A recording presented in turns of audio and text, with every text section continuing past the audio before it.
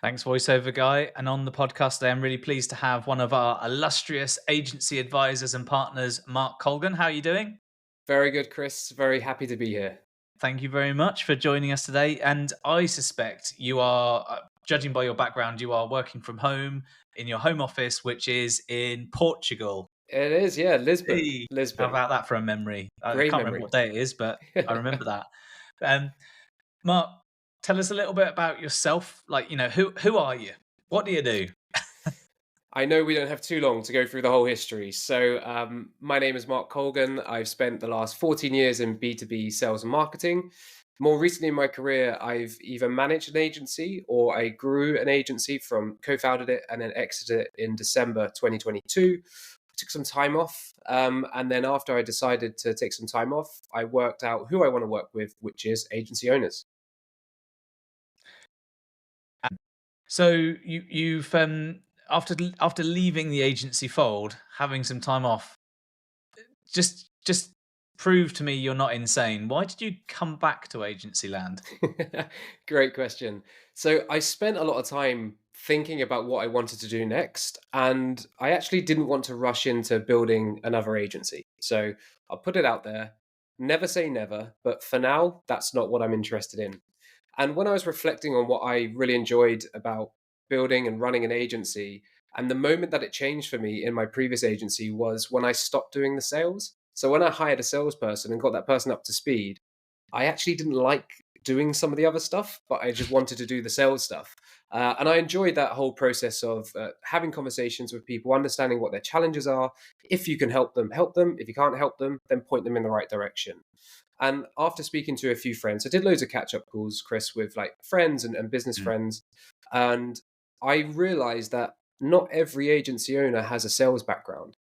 And oftentimes, agency owners get very frustrated with themselves because they can't sell, but then they've never had any formal or any education about selling.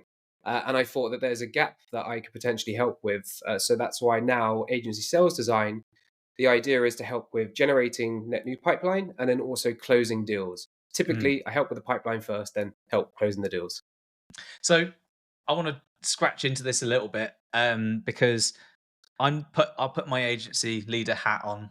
Um, it's hard. How do I even start building a pipeline? Where do you start with that kind of thing? Because understanding like the value in a pipeline we all get, Mhm. understanding the end result of a pipeline hopefully we all get. If you're listening to this and you don't know what that is, maybe you should have a chat. But what where do you start as an external coming in? What's how's it begin? Yeah, so I think the expectation before we start working with each other is they think I've got a brand new shiny tool that I can just plug into the agency that's going to magically make leads and deals happen. Oh, so you don't have a But money tree, I magic don't. money. No, No. they don't grow in Lisbon. Mm, Um, but really where it all starts for me is really understanding what their ideal customer profile is and their buyer persona. Obviously a hypothesis, others is looking at their current clients, but what I encourage my clients to do is when they're looking at their best customers or best clients that they've worked with in the past, what are the patterns that make them the ones that you want to work with moving forward. So rather than look at all clients, which ones have been the least pain in the backside and which ones have you enjoyed working with the yeah. most? So really is about nailing down who do we want to work with and then how do we match up the service that we offer to the challenges and the Mm. pain points that those prospects have. And in your experience, working in an agency and running essentially what you sell now as an external, Mhm. how say quickly is probably the wrong question, but how much value do you see out of these things? Quite a lot of agencies. I'll be speaking to them, and you'll see. Oh, we tried that for 6 months and it didn't work, or oh yeah, we've been doing that a little bit, but we switched it off because of insert Mhm. reason. How do you start to see results? Because pipeline is quite hard because it's quite a long game, right?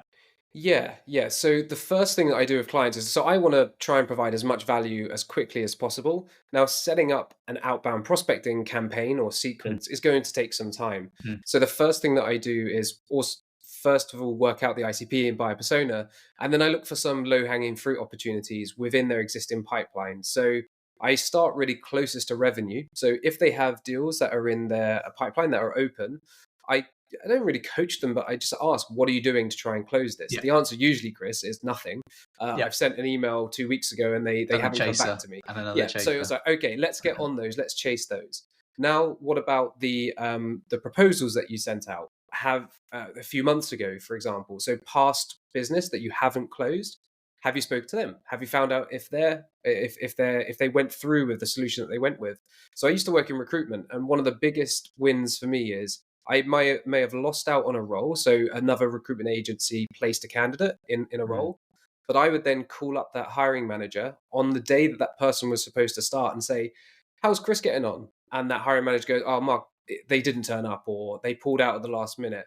And I'm able to sell in an immediately available candidate to plug that gap.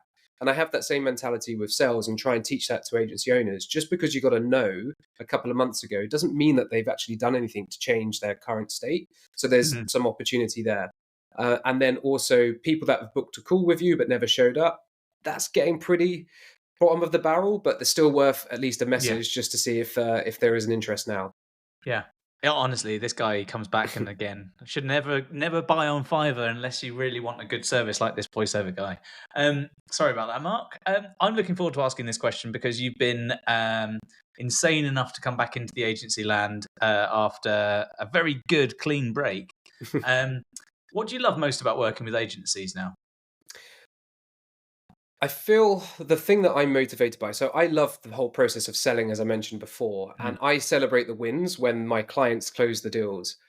What I really love about working with agency owners is that genuinely 2 or 3 new clients can make a huge difference. yeah. That feeling of being able to pay payroll without stressing, paying yourself some more money, giving yourself some time off as well. All it takes is 2 or 3 clients potentially. It depends obviously on how much your service is and what your average order value is. Mm, I used to work with B2B SaaS companies, and they're looking for hundreds and thousands of new signups every month. Whereas most agencies, if you gave them 10 new clients, they're not going to have the capacity or the operations to be able mm. to fulfill those. So really, it's not because it's easier to close those three. It's still very challenging to build out your sales process and manage your pipeline, but it's so great to see the difference that just 2 or 3 clients can make. Yeah, moving the needle. I like. I love seeing that with agencies, whether it be finance, sales, marketing, ops, or whatever. That when they have a win, you have a win. Completely understand that feeling. Yeah, another thing as well, Chris, that I feel the thing that I enjoy, especially if the agency owner doesn't come from a sales background, Mm, is just doing the fundamentals of sales. What a good sales process is, what a good qualification call and a good discovery call. That makes a huge difference as well. yeah, And then usually I sit back a little bit, listen to a few more of those calls. So I ask them to record the call and send mm, it to me. And once I see that they've got their script in place, they're following an outline, then I'm able to give more suggestions. So rather than yeah, overwhelming them all in one go, it's more about start here. We've made some incremental improvements, and then everything compounds after that. And one client, the difference between a call I had with them in the first month versus the third month, he knew exactly where every deal was in his pipeline. He had an action item on each one. He said, "This person's going to come back to me next week, but I'm already going to send them a calendar invite." He was just on it, and yeah. just that energy and confidence in his own ability to close deals went through the roof, and that made me really happy as well. And there is a really good feeling in that, isn't there? It's almost like fatherly, parental kind of. You feel like, Absolutely. yeah. I had a call yesterday with an agency owner, and it's just from a mentorship point of view. We haven't spoken since before Christmas, and she came onto the call and she went, "Before you even start, I'm going to share my screen." And then she showed me the P&L, and she said, "I've been preparing this because I know that you're going to need it, and I understand it this time round." So I know Amazing. exactly what you feel. I've still got a warm feeling in me from that as well. Um, what do you think in the um, sales and pipeline and things like that, notwithstanding? Because I know that that's something that that I suppose you're eagerly keen on growing and improving. But what is it that you see in your experience that separates the best agencies from the rest? Yeah, I think one of the telling signs for me is how the handover process between whoever's done the sales to the actual client success team or the onboarding team, and what that process looks like. For me, I can learn a lot about how an agency operates and and their approach to things by that, because the moment you sell to a client and they go from a prospect into a customer, they are looking for reasons to confirm that they made the right decision. Yeah. And if you mess up the onboarding, and it could be as simple as you spoke to one person and told them your concerns, and that didn't get through to the person who's doing the onboarding, and you have to repeat yourself. Yeah. That feels that leaves quite a negative experience for that prospect or for your new client, Mm. which we don't think about. But it's called buyer's remorse, and I think we've all felt that when I bought this chair. I'm not sure if you can see it on video, but I bought this chair, Chris, and it doesn't actually go back. It doesn't. The back of it doesn't go back or forward. I can't adjust it. Big Oh, buyer's remorse. I'm going to have to go and buy yeah. another chair now. I wasn't looking for that, but it's something I noticed after I purchased it. Mm, mm. So going back to that, if they don't have a clear onboarding process and a really rigorous approach to making sure that that client doesn't feel that remorse, or if that remorse comes up, they can overcome that feeling. Yeah. That's a real telling sign for me. Yeah, I'd argue that similarly to the objection handling aspect of the trying not to have the remorse, at least a big part of um, selling to a client and getting that signature, an agency leader often has to remember that you are consistently, until that client eventually in the future leaves, selling to that client. You're Yeah, selling the reminder of why they bought in the first place, and as you say, they need to feel like they've been that there's a consistency in that. yeah, and Chris, I think that carries through to communication with your clients as well. So I used to tell my team, communicate, say it again, say it again, say it again. Mm, I'm never going to be angry with you if a customer turns around to me and say, Mark, can you tell your team to not message me because I get it now? mm, We mm. think that because we know our process as the agency leader and we know the ins and outs of it, we assume that the people that we're selling to also have that understanding. And even though you say it in a call, maybe in a follow-up email, and once again, we have to remember that as the service providers, we are just one part of a huge list of things and items Mm. that they're going through and that's in their mind. So don't be afraid to over communicate. That's something that I always instilled in the whole team. And rather than a thing you dislike or think that a not that great agency does, but what's something that kind of niggles at you a little bit that you kind of wish um, that everyone was to notice or know? Um, Something that niggles at me in relation to sales or. But in general, for me, for example, every time I ask an agency leader for the first time I have a discussion with them, I ask them for their numbers, number of clients, number of staff, revenue, gross profit, and net profit, and it's almost every single time that the not knowing of the top numbers, basic Yeah, top numbers, that niggles at me a bit because I just that's like the beginning start of running a business. yeah, Um, okay. where do you sit? What's your niggle? Two niggles now. Oh, Now go that on you then. that You you started reminded with me. none. Yeah. The first is when I ask who their ideal clients, their perfect prospects are. They say everybody. We can sell to everyone. Everybody could use our Yeah. services. So that's the first one. Usually, the same person will ask what AI can they put in their agency and what tool they can Mm. use. And my response to them is, once you tell me exactly who your ideal client profile is, then we can talk about AI. Because Yeah. I think everybody's looking for a shortcut and they think a shiny tool or AI is going to help them. But getting those fundamentals right first, then leverage the tools, then leverage the AI. Yeah, yeah, I agree, and I think the thing with all of that stuff is in this industry in particular, the pace of change and the general archetypal agency leader, shiny things and new Hmm. stuff, and anything that requires a login is usually a distraction.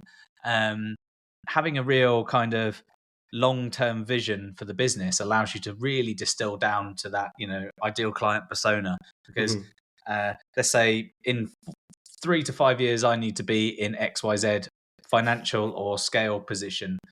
map that back to a Yeah. number of clients, map that back to that means a value of this per client. That then immediately discounts a huge chunk of the everyone. Yeah. And then what are we great at doing that allows us to relatively easily get this number of clients over the line? This Hmm. insert service or insert niche area. Well, that makes an awful lot more sense. Okay, so now we don't just sell everything to everyone, we sell this service to these people at this value times this many to get to where we need to be. Hmm. Sounds so simple It, when you put it out like that, but it's so hard when you're in the yeah. day to day in the grind of running an agency. One thing that I use personally and also professionally is I have a Google Doc which is just called Phase Two. Now, Phase Two is anything that I'm interested in or have an idea that I just pop in there, and that process of just putting it down on paper. Phase Two doesn't have an end date, doesn't have a beginning date, it doesn't have any formatting. It's just a place for me to drop the ideas, and every now Hmm. and then I'll go in and have a look at it.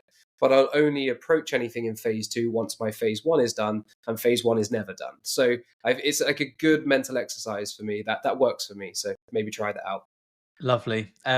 Mark, what's if you've been spending your free time, let's say, because you're crazy, for example, you spend in your free time, you create Mark's magic wand. Mark's magic wand isn't that great though, because it can only be used once. What one use are you going to use that magic wand for that will change one thing in every agency across the planet like that? I would love. Okay, so the magic wand should increase every agency owner or the person who's doing the sellings their confidence. So I think a Mm, lot of times we're selling from a lot of the clients I work with are selling from a position of I need this deal to close, yeah, so this deal better close. And I'm not saying they come across as desperate, but the actions that they then take. Oh, I'll discount. We can offer a discount just to get them yeah. across the line. If everybody had the confidence in their service and the understanding that the next deal might close, the next deal might close. So I think confidence in themselves and confidence in selling.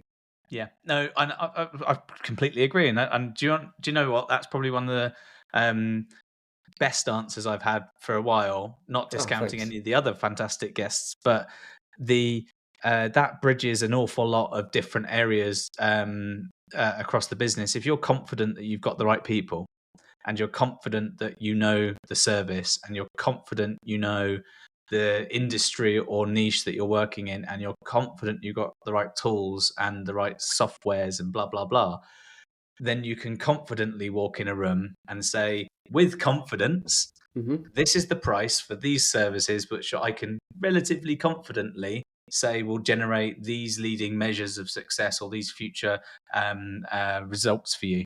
That then makes it a lot more likelihood that you're going to win that contract over someone else, and more importantly, keep it.